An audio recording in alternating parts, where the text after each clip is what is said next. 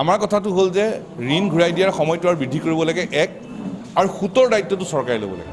বাইহাটা চাৰিআলিত সমুজ্জ্বল কুমাৰ ভট্টাচাৰ্যৰ সংবাদমেল সদৌ অসম ছাত্ৰ সন্থাৰ মজিয়া ত্যাগ কৰি কি কৰিব সমুজ্জ্বল ভট্টাচাৰ্যই ভৱিষ্যত পৰিকল্পনা কি আছুৰ মুখ্য উপদেষ্টাগৰাকীৰ এই সমগ্ৰ পৰিকল্পনা সন্দৰ্ভত সংবাদমেল যোগে সদৰি কৰে ভট্টাচাৰ্যই অসম উন্নতি সভাক শক্তিশালী ৰূপত গঢ় দি ৰাজ্যত অৰ্থনৈতিক বিপ্লৱৰ সূচনা কৰাৰ পৰিকল্পনা জ্যেষ্ঠ ছাত্ৰ নেতাগৰাকীৰ অৰ্থনৈতিক বিকাশৰ বাবে কৃষিকে ধৰি বিভিন্ন ক্ষেত্ৰত কাম কৰি যাব সমুজ্জ্বল ভট্টাচাৰ্যই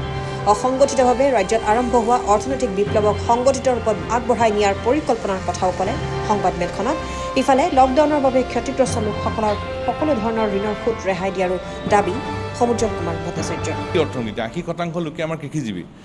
গতিকে কৃষি বিষয়টো বিশেষ গুৰুত্ব দিবই লাগিব কৃষিক বাদ দি আমাৰ অৰ্থনীতিৰ কথা আমি চিন্তা কৰিবই নোৱাৰোঁ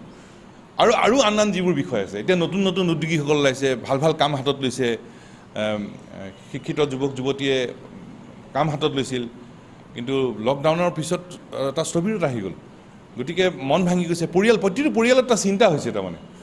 এই চিন্তাবিলাকৰ উত্তৰটো কি এই চিন্তাবিলাকৰ উত্তৰ হ'ল পৰিকল্পিত অৰ্থনৈতিক সংগ্ৰাম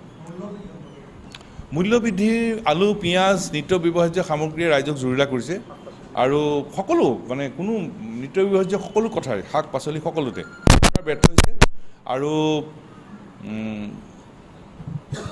অসাধু ব্যৱসায়ীৰ ওচৰত অসম চৰকাৰে আত্মসমৰ্পণ কৰিছে বাইহাটাৰ পৰা নিজামুদ্দিন আহমেদ প্ৰতিটো পুৱাই প্ৰতিটো দিনে তোমাৰে মাতত দিঠক নামে জীৱনৰ বাটত উজুতি খালে সাহস দিবা যুঁজিবলে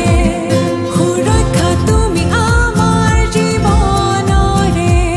ভৰসা তুমি আমাৰ সকলোৰে You give us strength every day,